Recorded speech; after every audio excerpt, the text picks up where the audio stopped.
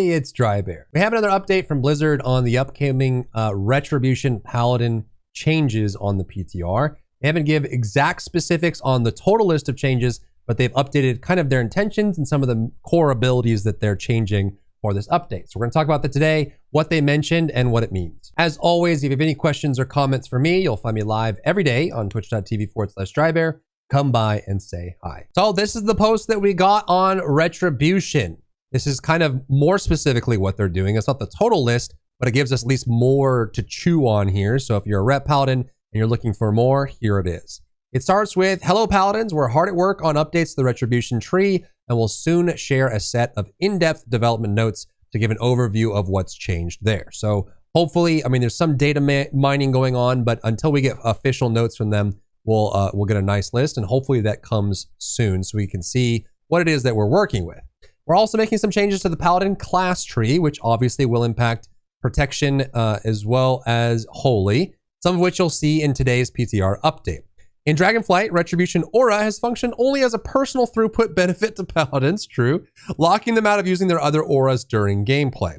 And it's always, the auras have been kind of weird, right? Because Holy Paladin only really needs Devo, and then for Aura Mastery, you just need one to have it, and it's nice to have that as a cooldown.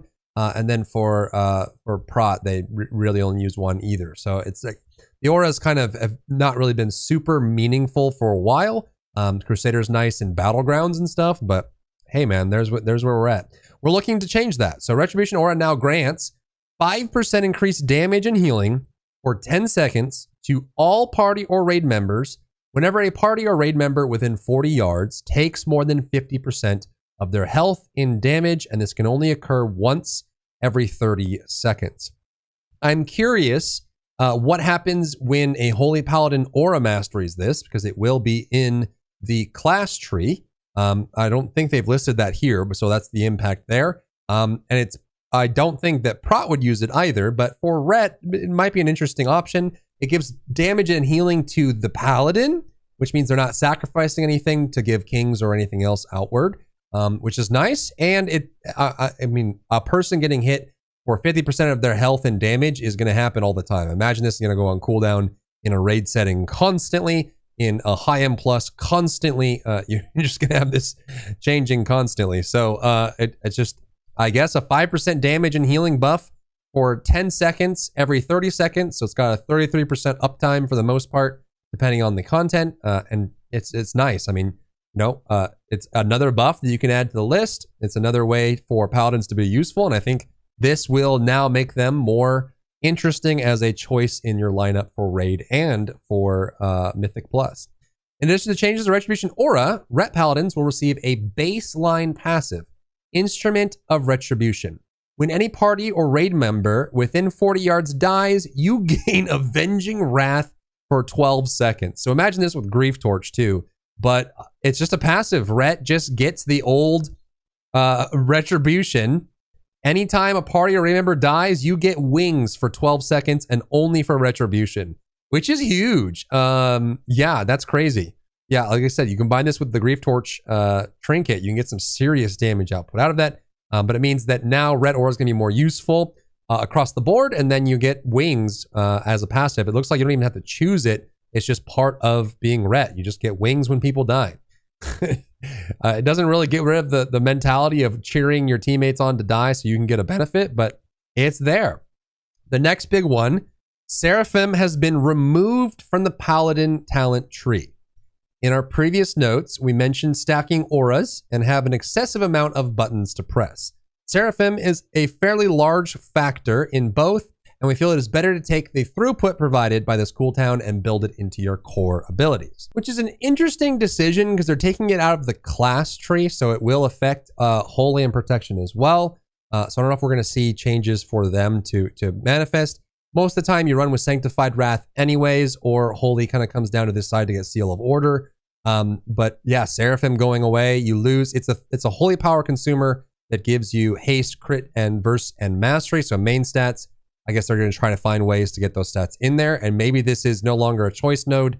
This is just Sanctified Wrath for all Paladin specs, including Retribution. As a result of the above, we've decided to move Divine Toll to the Paladin class tree to ensure there's still a powerful and exciting node at the end point of the class tree as a goal. So Divine Toll, as it exists in all 3 spec trees, will now be moved over into the class tree, presumably where Seraphim is at the bottom, and even say they want a powerful and exciting node at the end point of the class tree, which means that both Prot and Holy will have a slightly different choice or maybe an extra point to spend in their talent tree for Ret, which, you know, like this is, I feel like most of this is just affecting the other specs. I mean, you obviously get the idea of Instrument of Retribution for Ret, which is nice. You get the extra Avenging Wings. You get the wings basically with your modifiers every time someone dies. So as you start getting closer and closer, especially on fights like Raz, where you expect people to die